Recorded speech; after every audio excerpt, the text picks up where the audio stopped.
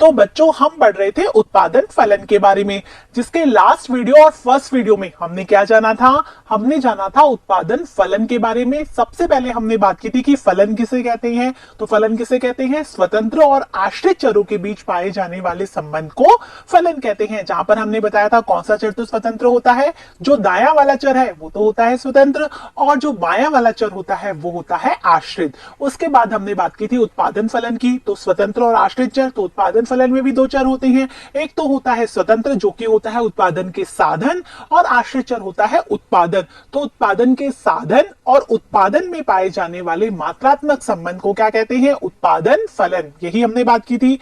आज की वीडियो में हम पढ़ेंगे उत्पादन फलन की मान्यताएं और विशेषताओं के बारे में। तो सबसे पहले हम जानते हैं उत्पादन फलन की मान्यताओं के बारे में कौन कौन सी होती हैं।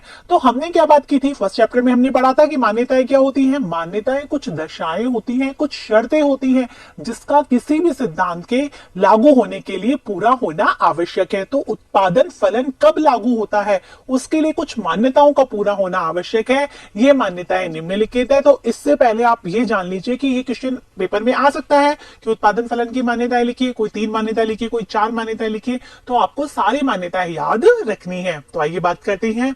तो उत्पादन फलन की मान्यताओं में जो पहली मान्यता है वो है कि उत्पादन फलन के पूर्णतः सत्य सिद्ध होने के लिए कुछ दशाएं, शर्तें और मान्यताएं होती हैं। कौन कौन सी हैं?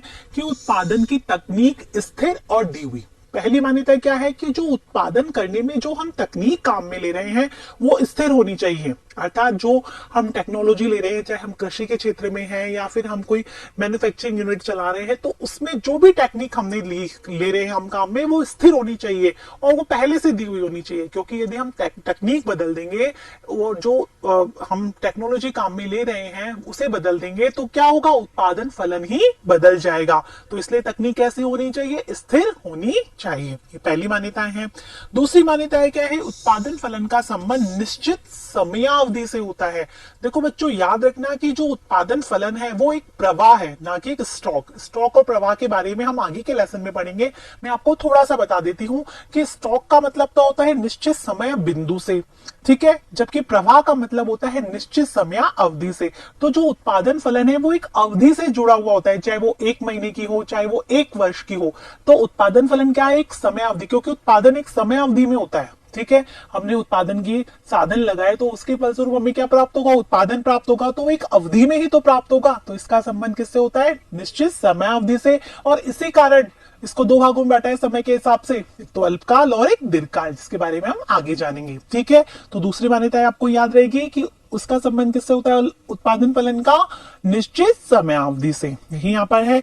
तीसरा है साधनों की कीमतें पहले से दी हुई होती है, अर्थात साधनों की जो कीमतें हैं वो भी स्थिर रहती हैं। हमने लास्ट वीडियो में पढ़ा था कि उत्पादन की मात्रा 2 बातों पर निर्भर करती है, एक तो उत्पादन के साधनों की कीमतें और एक उत्पादन और उत्पादन के साधनों के बीच पाए जाने वाले मात्रात्मक संबंध पर।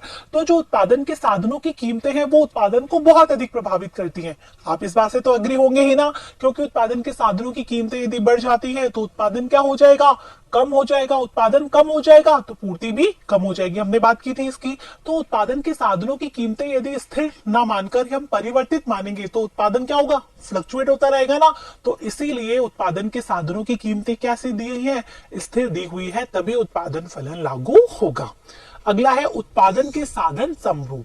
यहाँ पर एक बहुत इंपॉर्टेंट चीज ये है कि उत्पादन के जो भी साधन हम काम में लेते हैं वो समरूप होने चाहिए। जैसे कि हमने एक श्रम काम में लिया और उसके बाद हम दूसरा श्रम काम में ले रहे हैं, तो जैसा पहला श्रम है वैसा ही दूसरा श्रम होगा। अर्थात जो श्रमिक है उनकी कार्यकुशलता, उनकी दक्षता दोनों बराबर होगी। हालांकि ऐसा होता नहीं है, लेकिन ऐसा ही होगा यहाँ पर कि साधन कैसे होने चाहिए? समरूप होने चाहिए। श्रम की जैसी पहली इकाई है वैसे ही दूसरी इकाई होनी चाहिए, वैसे ही तीसरी। ऐसे भूमि की जैसी पहली इकाई है वैसी दूसरी, वैसी तीसरी। अर्थात साधन कैसे होनी चाहिए? समरूप होने चाहिए। ये इसकी अगली मान्यताएं हैं। तो आपको सारी मान्यताएं समझ में आ रही है। इसके बाद आगे देखते हैं। उत्पादन के साधनों में परिवर्तन संभव। अब ये ध्यान रखना, उत्पादन के साधनों की कीमतें तो स्थिर रहेंगी, लेकिन उत्पादन के साधनों में परिवर्तन संभव है। जैसे हमने बात की कि भूमि की पहले 1 इकाई काम में ली, फिर हमने दूसरी ली, फिर तीसरी ली, फिर चौथी ली।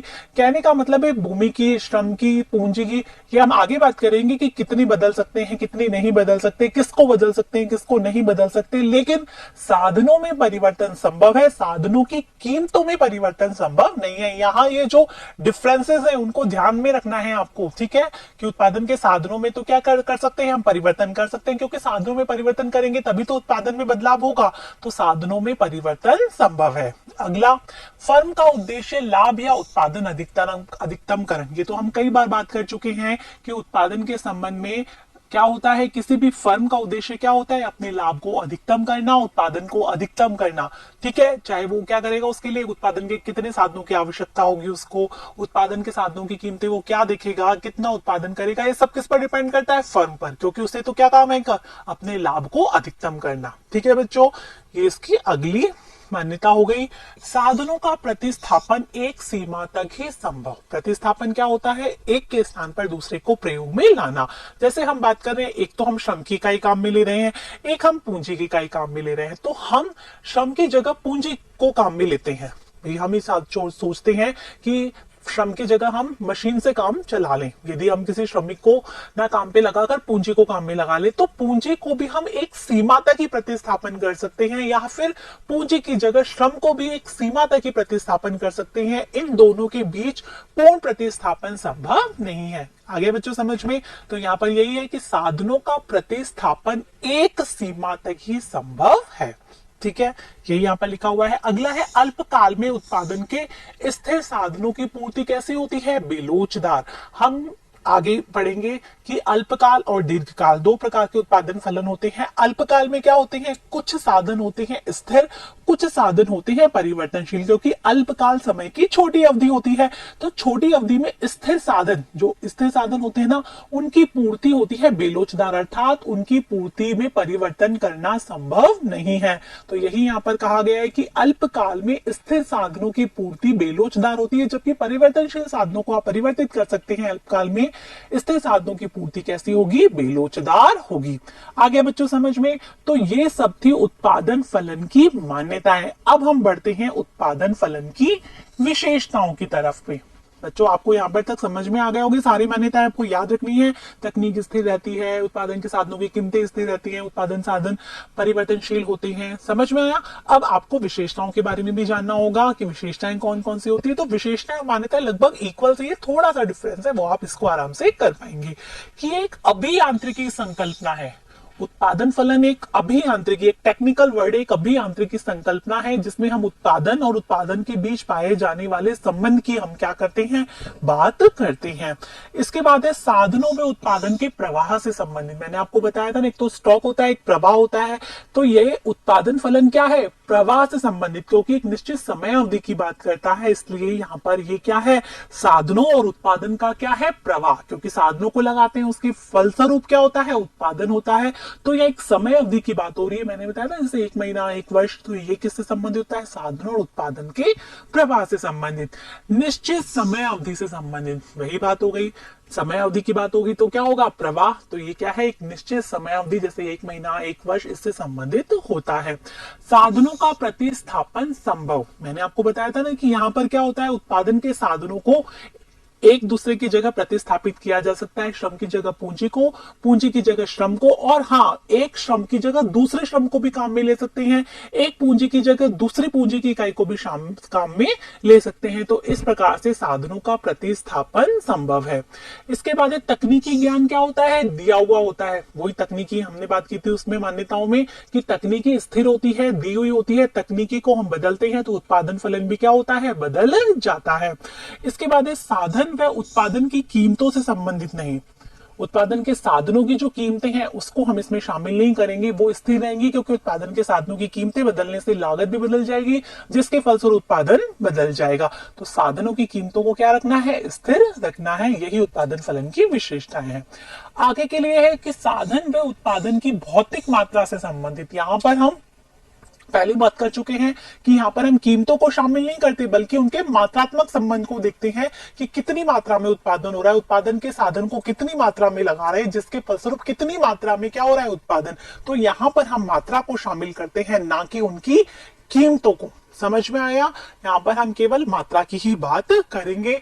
और ये जो उत्पादन फलन है वो दो प्रकार का होता है, एक तो होता है अल्पकालीन उत्पादन फलन और एक होता है दीर्घकालीन। जैसे कि मैंने आपको बताया था समय अवधि से संबंधित होता है। समय अवधि भी दो प्रकार की होती है, तो अल्पकालीन और दीर्घकालीन, जिसके बारे में हम आगे काफी बार चीजें पढ़ेंगे कि बहुत सारी चीजें हैं जो कि अल्पकालीन और दीर्घकालीन में डिवाइडेड होती है। तो इस प्रकार उत्पादन फलन भी दो प्रकार का होता है। अल्पकालीन उत्पादन फलन, अल्पकालीन उत्पादन फलन में क्या होता है, कुछ साधन स्थिर होते हैं, कुछ साधन परिवर्तनशील होते हैं। जैसे मैंने आपको कहा था ना कि अल्पकाल में स्थिर साधनों की पूर्ति कैसी होती है, बेलोचदार होती है, क्योंकि स्थिर साधन को हम इजी से बढ़ा या घटा नहीं सकते हैं। और दीर्घकाल में सभी साधन परिवर्तनशील होते हैं, क्योंकि दीर्घकाल समय की लंबी अवधि होती है जिसमें बहुत सारे साधन हम काम में ले सकते हैं। तो दीर्घकाल में सभी साधन परिवर्तनशील होते हैं, जबकि अल्पकाल में कुछ साधन स्थिर और कुछ साधन परिवर्तनशील होते हैं। और इन दोनों के आधार पर एक पूरा टॉपिक बनता है अल्पकालीन उत्पादन फलन और एक बनता है दीर्घकालीन उत्पादन फलन, जिनको कि हम आगे की वीडियो में जानेंगे।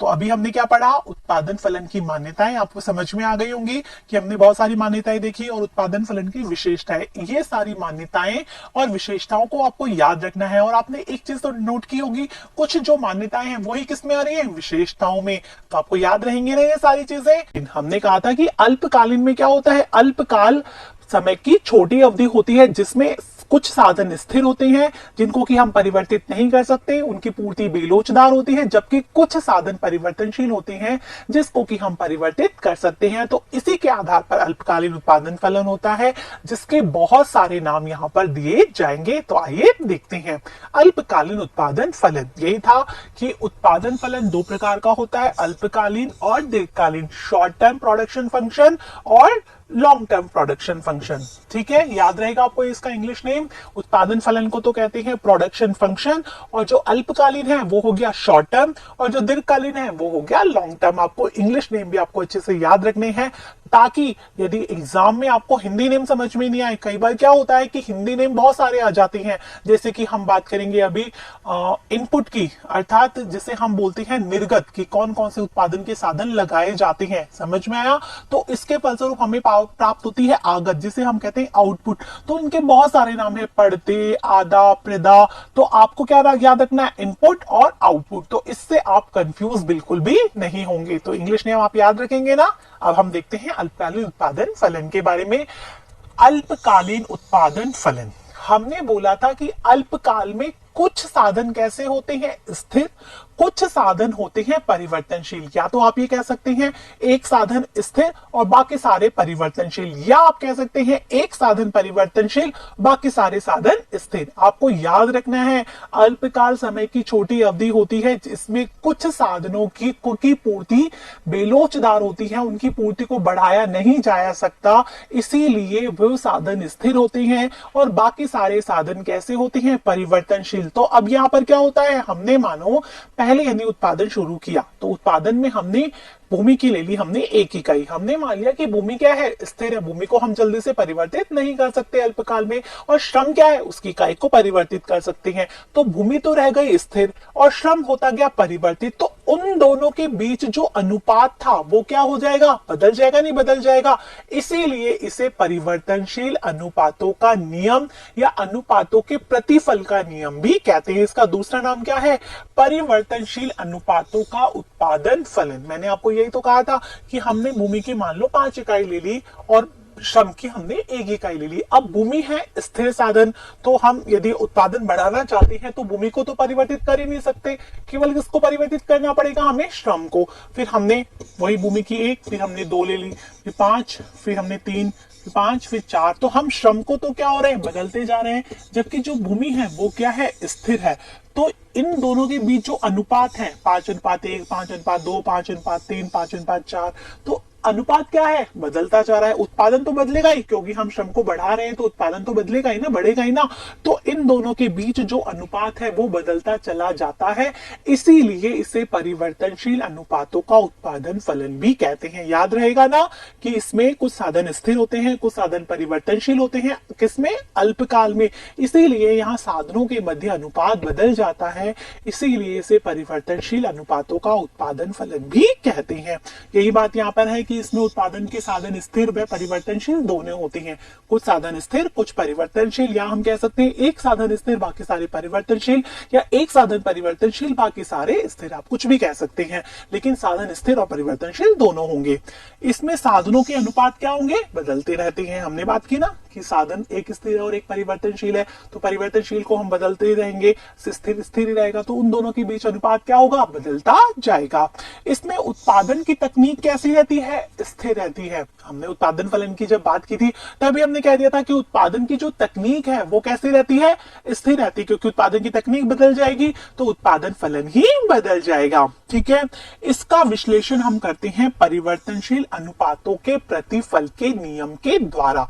अब आपको एक चीज बता देते हैं कि इसका दूसरा नाम क्या है? परिवर्तनशील अनुपातों का उत्पादन फलन। तो जो हम ये इसे पढ़ रहे हैं, किसे? अल्पकालीन उत्पादन फलन को, परिवर्तनशील अनुपातों के उत्पादन फलन को, तो इसे हम पढ़ते हैं परिवर्तनशील अनुपातों के प्रतिफल के नियम के द्वारा। याद रखना है आपको, अल्पकाल में कौन सा नियम लागू होता है? परिवर्तनशील अनुपातों के प्रतिफल का नियम। और इस नियम की क्या हिस्ट्री रही है कि इससे पहले क्या बोलते थे, अब क्या बोलते हैं, कौन कौन से अर्थशास्त्रियों ने इसे किस किस नाम से पुकारा है, उसके बारे में हम जानेंगे अब। और इसका जो डिटेल में अध्ययन है कि परिवर्तनशील अनुपातों के प्रतिफल का नियम होता क्या है, ये किस तरीके से लागू होता है, कैसे इसके डायग्राम्स बनते हैं, इसके बारे में हम जानेंगे नेक्स्ट लेसन में। ठीक है बच्चों, तो पहले हम इसकी हिस्ट्री जान लेते हैं। इसमें अल्पकालीन उत्पादन फलन को कई नामों से जाना जाता है। जो अल्पकालीन उत्पादन फलन है, परिवर्तनशील अनुपातों का उत्पादन फलन है, परिवर्तनशील अनुपातों के प्रतिफल का नियम है, उसको कई नामों से जाना जाता है। अधिकतर इसके लिए घटता हुआ सीमांत उत्पादन नियम नाम लेते हैं। अभी आप नेक्स्ट लेसन में पढ़ेंगे कि जो सीमांत उत्पादन होता है, हमने सीमांत उपयोगिता के बारे में भी पढ़ा था कि सीमांत उपयोगिता क्या होती है? घटती हुई होती है ना। तो सीमांत उत्पादन भी क्या होता है? एक स्थिति में तो बढ़ता है, उसके बाद वो घटता चला जाता है। तो इसीलिए इसे घटता हुआ सीमांत उत्पादन का नियम तथा साधनों के परिवर्तनशील अनुपातों के प्रतिफल का नियम, दो नाम प्रयोग करते हैं। एक तो घटता हुआ सीमांत उत्पादन नियम, या फिर अनुपात, जो साधनों के मध्य जो अनुपात है वो कैसा हो जाता है? परिवर्तित हो जाता है, तो परिवर्तनशील अनुपातों के प्रतिफल का नियम। दो नाम आपको याद रहेंगे, घटता हुआ सीमांत उत्पादन नियम, जो कि पहले के अर्थशास्त्रियों ने नाम काम में लिया था, और अब के अर्थशास्त्री कौन सा नाम काम में लेते हैं? परिवर्तनशील अनुपातों के प्रतिफल का नियम। यदि आपके एग्जाम्स में क्वेश्चन आता है तो परिवर्तनशील अनुपातों के प्रतिफल के नियम के नाम से ही आएगा, जिसके बारे में हम पढ़ेंगे नेक्स्ट वीडियो में। ठीक है, तो यह है घटता हुआ सीमांत उत्पादन नियम। वो सबसे पहले मैंने आपको बताया पहले के अर्थशास्त्री लिया था, उसको सर्वप्रथम प्रयोग लिया था फ्रांसीसी अर्थशास्त्री टुर्गोट ने, ये वाला नाम प्रयोग में लिया था। और इसको माल्थस और डेविड रिकार्डो ने भी काम में लिया। कौन सा नाम? घटता हुआ सीमांत उत्पादन। किसका नाम है ये? अल्पकालीन उत्पादन फलन का, या परिवर्तनशील अनुपातों के प्रतिफल के नियम का। ठीक है, मार्शल है, उसने ये बताया कि यह नियम केवल किस में लागू होता है? कृषि क्षेत्र में लागू होता है, और उसका नाम उसने भी यही दिया, घटता हुआ सीमांत उत्पादन नियम। इसके बाद एक सीमा के बाद घटता हुआ, क्योंकि सीमांत उत्पादन पहले तो बढ़ता है उसके बाद घटता है। हम जो पढ़ेंगे नेक्स्ट लेसन उसमें हम ये जानेंगे किस प्रकार से सीमांत उत्पादन पहले बढ़ता है फिर घटता है। तो सीमांत उत्पादन पहले तो बढ़ता है उसके बाद घटता है, तो इसीलिए इसको बोला एक सीमा के बाद घटता हुआ सीमांत उत्पादन नियम। किस किसने बोला था? आपको नाम याद रखने होंगे, स्टिग्लर, बेनहम, पिंडियक, रूबेनफील्ड, रिचर्ड डी लैप्से और के ए क्रिस्टल। इन लोगों ने यह बताया कि सीमांत उत्पादन एक सीमा के बाद घटता हुआ होता है। आप देख रहे होंगे किस तरीके से चेंजेस आ रहे हैं जो अल्पकालीन उत्पादन फलन है उसके नामों में। ठीक है, अगला देखते हैं।